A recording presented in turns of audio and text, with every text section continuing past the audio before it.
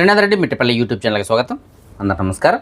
నేను మీ శ్రీనాథ్ రెడ్డి మిట్టపల్లి. ఇవాళకి వచ్చి ఆగస్టు 17, 2024 సంవత్సరం.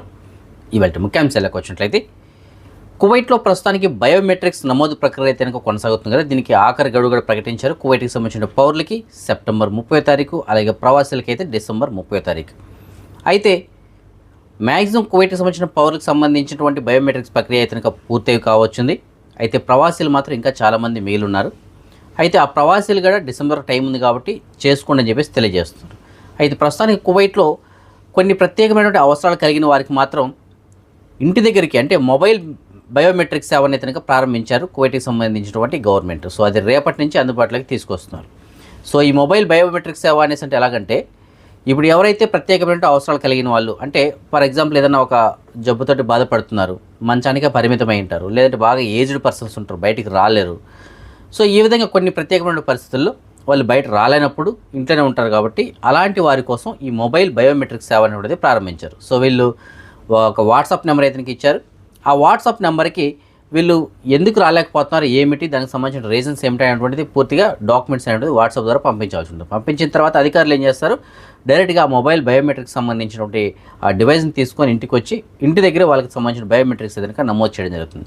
సో ఈ సర్వీస్ రేపటి నుంచి అంటే ఆదివారం నుంచి అందుబాటులోకి అయితే రానుంది.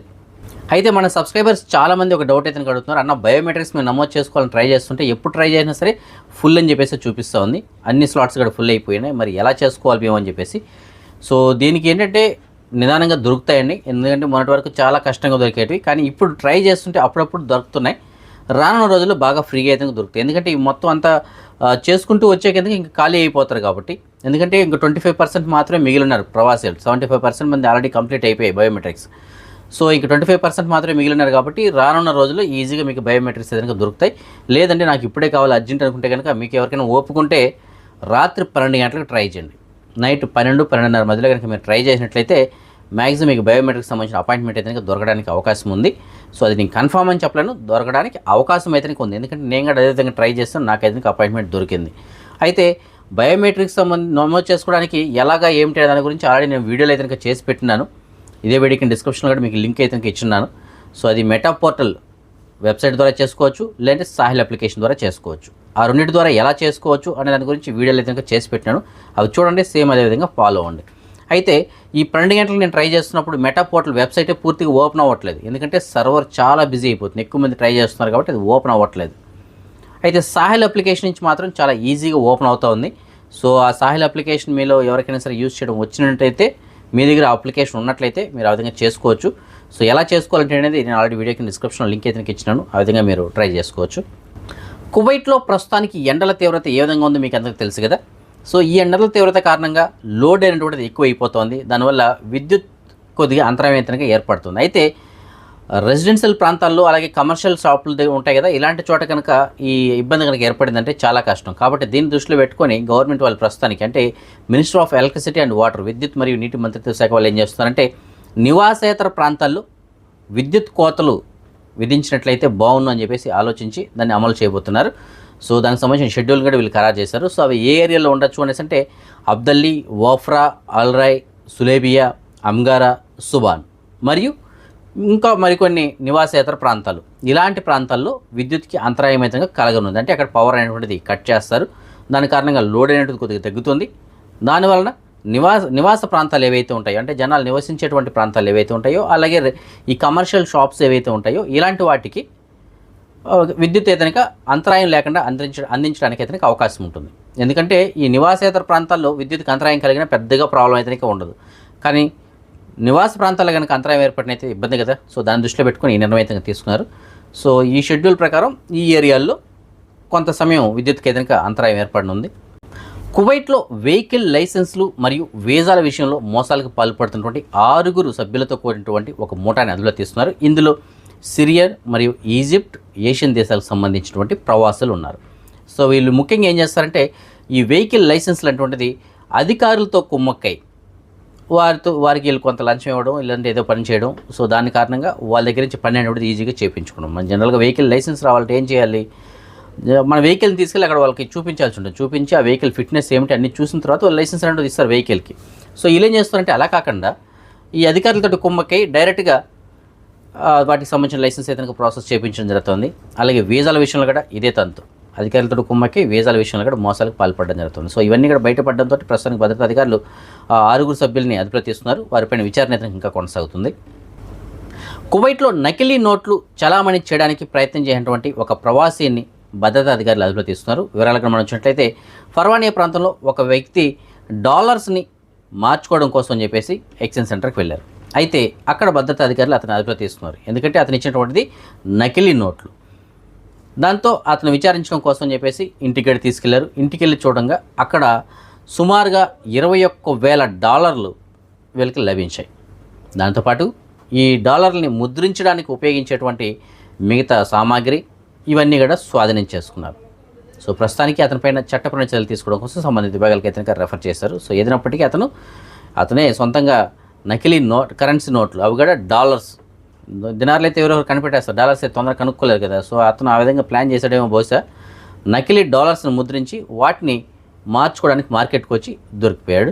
కువైట్ గవర్నమెంట్ ఈ మధ్యకాలంలో ఎవరైతే అక్రమ మార్గాల ద్వారా కువైట్కి సంబంధించినటువంటి జాతీయ పౌరసత్వాన్ని పొందింటారో అలాంటి వారికి సంబంధించిన పౌరసత్వాన్ని ఉపసంహరించుకుంటున్నారని చెప్పేసి మనం చెప్పుకుంటున్నాం కదా.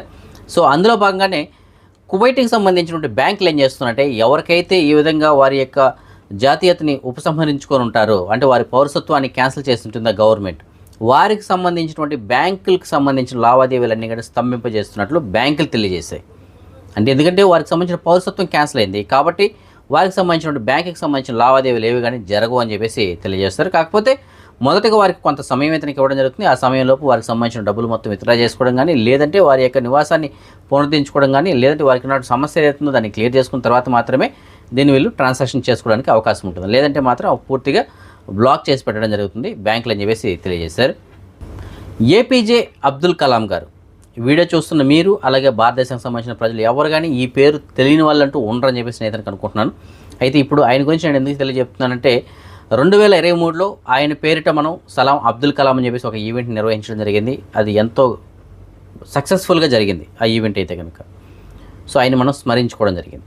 ఈ 2024లో ఏం చేస్తారంటే, కువైట్లో ఉన్నటువంటి ఈ సలాం అబ్దుల్ కలాం ఆర్గనైజేషన్ పేరిట అబ్దుల్ కలాం గారి జయంతి సందర్భంగా క్రికెట్ టోర్నమెంట్ మరియు బ్లడ్ బ్యాంక్, అలాగే 7, 8, 9వ తరగతి చదువుతున్నటువంటి విద్యార్థులు ఎవరైతే ఉంటారో వారికి ఏపీజే అబ్దుల్ కలాం గారి జీవితానికి సంబంధించినటువంటి కొన్ని క్వశ్చన్స్ అయితే ఇవ్వడం జరుగుతుంది. ఆ క్వశ్చన్స్లో ఎవరైతే బాగా ఆన్సర్ చెప్తారో వాళ్ళకి గిఫ్ట్లు కూడా ఇవ్వడం జరుగుతుంది. సో దీన్ని ఈ సంవత్సరం అయితే ఏర్పాటు చేస్తున్నారు. అలాగే ఒక క్రికెట్ టోర్నమెంట్ని కూడా ఏర్పాటు చేయడం జరుగుతుంది. సో ఈ టోర్నమెంట్లో ఎవరైనా పాల్గొనదలిస్తే కనుక వాళ్ళకి సంబంధించిన నెంబర్లు కూడా మీకు నేను డిస్ప్లే ఇస్తాను. ఆ నెంబర్లో కాంటాక్ట్ చేసి టోర్నమెంట్లో అయితే కనుక పాల్గొనవచ్చు. సో పాల్గొన్న తర్వాత ఎవరైతే విన్ అవుతారో టీము వాళ్ళకి మంచి బహుమతులు కూడా అందజేయడం జరుగుతుంది. సో ఈ ప్రోగ్రామ్కి సంబంధించినటువంటి పోస్టర్ని విడుదల చేశారు. ఎంఏ హైదర్ గ్రూప్ చైర్మన్ అయినటువంటి హైదర్ అలీ గారు ఈ పోస్టర్ని విడుదల చేశారు. సో ప్రస్తుతానికి ఈ ప్రోగ్రామ్స్ అన్నీ కూడా చాలా సక్సెస్ఫుల్గా నడవాలని చెప్పేసి నేను కోరుకుంటున్నాను. అలాగే ఎవరైతే ఈ క్రికెట్ టోర్నమెంట్లో పాల్గొనాలి అని అనుకుంటుంటారో వారు మీకు ఉన్నటువంటి డిస్ప్లే ఉన్నటువంటి నెంబర్లకి అయితే కాంటాక్ట్ చేయండి. కువైట్లో ప్రస్తుతానికి ఎండల తీవ్రత ఏ విధంగా ఉందో మీకు అందరూ తెలుసు కదా. విపరీతమైనటువంటి ఎండలు అయితే ఉన్నాయి. అయితే ఈ ఎండలు ఎప్పటి వరకు ఉండొచ్చు అనేసి అంటే సోమ, మంగళవారం వరకు ఇదే విధంగా కొనసాగేటువంటి అవకాశాలు ఉంది. దాని తర్వాత క్రమంగా ఎండలు అయితే తగ్గుతూ ఉంటాయని చెప్పేసి తెలియజేస్తున్నారు. అదే మనం ఈ మనీ ఎక్స్చేంజ్ విషయానికి వచ్చినట్లయితే ప్రస్తుతానికి ఒక కువైట్ దినార్ మన భారతదేశం రూపీస్లో సుమారుగా $274.12 ఉంది. బంగారం విషయానికి వచ్చినట్లయితే మాలియాలో ఉన్న సూకులు వచ్చేటువంటి షాప్ నెంబర్ 121లో ఉన్న ఎఫ్కే జ్యువెలర్స్ వాళ్ళు మనకు అందించిన సమాచారం మేరకు 22 క్యారెట్ల బంగారం ప్రస్తుతానికి 1 గ్రాము ధర 22 దినార్ల 811 పిలుసుగా ఉంది. సో బంగారం ధర స్వల్పంగా పెరిగిందని చెప్పేసి మనం చెప్పుకోవాలి. అదే 24 క్యారెట్ల బంగారం అనగా బిస్కెట్ల రూపంలో ఉన్న బంగారం ప్రస్తుతానికి 1 గ్రాము ధర 24 దినార్ల 876 పిలుసుగా ఉంది. అలాగే ఎఫ్కే జ్యువెలర్స్ వాళ్ళు ప్రవేశపెట్టినటువంటి స్పెషల్ ఆఫర్ ఏదైతుందో నిన్న ఇవాళ దానికి అనూహ్యమైనటువంటి స్పందన అయితే వచ్చింది. చాలామంది మన సబ్స్క్రైబర్స్ వెళ్ళి అక్కడ వస్తువులు అయితే తీసుకోవడం జరిగింది. సో ఎవరైతే వచ్చి వస్తువులు తీసుకున్నారో వారందరికీ థ్యాంక్స్ అండి. ఎందుకంటే మనం చెప్పిన తర్వాత చాలామంది వెళ్ళి తీసుకున్నారు కాబట్టి వాళ్ళందరికీ నేను థ్యాంక్స్ చెప్తాను. అలాగే భవిష్యత్తులో ఇలాంటి ఆఫర్లు ఇవి ఏదైనా ప్రకటించినట్లయితే వెంటనే నేను మీకు వీడియోలు తెలియజేస్తాను. దానికి అనుగుణంగా మీరు ఆ అవకాశాన్ని కూడా మీరు సద్వినియోగం చేసుకోవచ్చు. సో ఈ ఫ్రెండ్స్ ప్రస్తుతం అప్డేట్స్ రేపు రాత్రి 9 గంటలకు వచ్చిన వీడియోలో మరిన్ని అప్డేట్స్ తెలుసుకుందాం. అందరికీ సెలవు. జై హింద్.